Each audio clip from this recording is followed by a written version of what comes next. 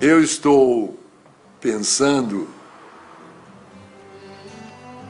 há muito tempo em propor um novo tipo de professor. É um professor que não ensina nada. Ele não é professor de matemática, de história, de geografia. É um professor de espantos. O objetivo da educação não é ensinar coisas, porque as coisas já estão na internet, estão por todos os lugares, estão nos livros. É ensinar a pensar, criar na criança essa curiosidade, que para mim, esse é o objetivo da educação, criar a alegria de pensar. Eu já tive uma experiência muito interessante com a menininha de 7 anos. Eu estava com a cabeça quente e eu resolvi então, para descansar a cabeça, fazer uma prateleira. Peguei minha serra circular, minha chave de fenda, as ferramentas. Levei ela para cima e comecei a me preparar. Nessa hora chegou a minha empregada com a filha dela. Sua empregada disse bom dia, eu cumprimentei e foi embora. A menina não foi embora, ela ficou parada lá. Ela estava intrigada com os objetos que estavam lá. Ela queria saber o que era aquilo. O que esse homem vai fazer com isso? Ficou parada lá. Aí eu peguei a trena, abri a trena. Ela disse, que é isso? Isso é uma trena. Para que serve a trena? Serve para medir. Como é que a trena mede? Vem cá que eu te mostro. Eu mostrei a trena, os centímetros. Eu disse para ela, presta atenção que de 10 em 10 risquinhos tem um risquinho vermelho. Você veja o que eu fiz? Eu ensinei sistema decimal para ela. Ela percebeu que as coisas em pacotinhos de 10. Essa é a situação certa para o ensino. Quando o que o professor fala provoca a curiosidade da criança e a criança interage, a criança pergunta. Como é que incentiva a leitura? Não é mandando ninguém ler, porque a relação com a leitura é uma relação amorosa. Eu vou lá não é porque o professor mandou. Quando o professor manda, já estragou. Então você tem de criar o gosto pela leitura. E você cria o gosto pela leitura, não mandando ler, mas lendo. Uma hora muito boa para a leitura é quando as crianças e os adolescentes vão para a cama. Então a mãe se assenta ao lado e vai ler um livro. A missão do professor não é dar respostas prontas, as respostas estão nos livros, estão na internet. A missão do professor é provocar a inteligência, é provocar o espanto, provocar a curiosidade.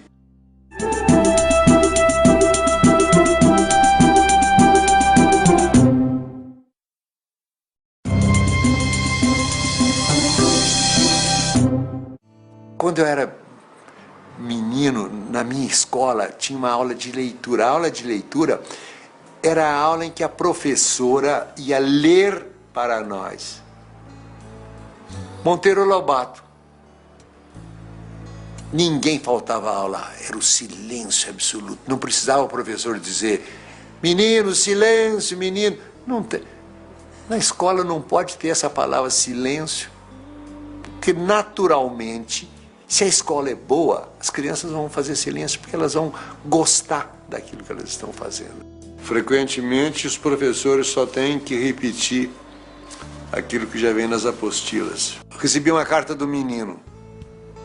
Querido Rubem Alves, li o seu livro O Patinho que Não Aprendeu a Voar. Aprendi que liberdade é a gente fazer aquilo que a gente deseja muito. Eu quero ser livre. Ponto, parágrafo. Tem uma professora que é demais. Ela manda a gente ler os seus livros e grifar os encontros consonantais e os dígrafos. O que o menino vai fazer com o encontro consonantal? Para que serve isso? Para nada. E dígrafo, para que serve? Para nada. Era preciso que os professores parassem e dissessem, não vamos seguir o programa, vamos fazer as coisas que são essenciais no ambiente em que a criança vive. Então, eu diria que os professores teriam que fazer sempre essa pergunta. Isso que eu vou ensinar serve para quê? descobri em Portugal uma escola que me impressionou muitíssimo, chamada Escola da Ponte. Escrevi até um livro sobre ela. A escola com que sempre sonhei sem imaginar que pudesse existir. Os professores estão junto com os alunos para ajudar os alunos. Essa ideia do professor ir lá dar uma aula, ficar na frente, os alunos copiando, isso não existe. Os professores são companheiros dos alunos. Não tem nota. Nota é uma inverdade. É uma inverdade, porque aquilo que o aluno produz numa prova não revela o que ele pensa. A gente precisaria ter uma educação ligada com a vida, porque é para isso que a gente aprende, para viver melhor, para ter mais prazer, ter mais eficiência, poupar tempo, não se arriscar.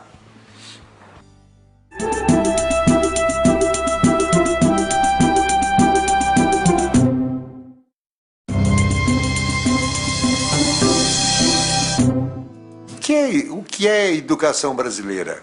Os vestibulares é que determinam a filosofia de educação das escolas. Ou seja, tanto assim que nos livros de problema sempre aparece embaixo ITA 1987, Unicamp, ou seja, é tudo orientado no sentido de passar no vestibular. Mas o que adianta passar no vestibular se dentro de 2 anos eu terei esquecido todas as coisas? Eu gostaria que a avaliação do ensino não fosse feita imediatamente depois de terminado. Eu gostaria que fosse feito 2 anos depois de terminado o ano. Porque o aprendido é aquilo que fica depois que o esquecimento faz o seu trabalho. Eu quero testar os meninos 2 anos depois. Eu fui o criador do vestibular novo da Unicamp. Eu e meus amigos. Nós estávamos cansados do vestibular de 5 escolhas múltiplas. Nós queríamos um vestibular que revelasse a capacidade de pensar do aluno. Nós queríamos medir a capacidade de pensar. Capacidade de pensar não é memória. Os idiotas podem ter memória muito boa. Aí nós chegamos à conclusão que a maneira que a gente tem de avaliar a capacidade de pensar de uma pessoa só tem um. Mandar fazer uma redação. A gente dava um tema, aliás, eram vários temas para você escolher um. Por exemplo, um tema: escreva uma carta ao presidente da República aprovando ou desaprovando o uso da energia nuclear. Não tinha resposta certa. Não nos interessava, só nos interessava que o aluno fosse capaz de pensar por conta própria. Aí, depois de terminado o trabalho, um amigo meu que tinha sido formado engenheiro do ITA, quer dizer, um cara rigoroso, ele chegou para mim e disse: tem um jeito muito mais simples. Qual é? Sorteio. Sorteio? Como? Achei que ele estava doido. Pense. Aí eu comecei a pensar. O primeiro benefício do sorteio seria que as escolas teriam liberdade para educar do jeito que elas quisessem. O terror do vestibular é que ele lança uma sombra negra sobre tudo que vem antes. Nós não somos movidos pelas ideias, nós somos movidos pelos sentimentos. Eu acho que a transformação da educação no Brasil, ela passa por dentro dos pensamentos e dos sentimentos dos professores. O professor é o ponto central de qualquer programa de transformação do ensino brasileiro.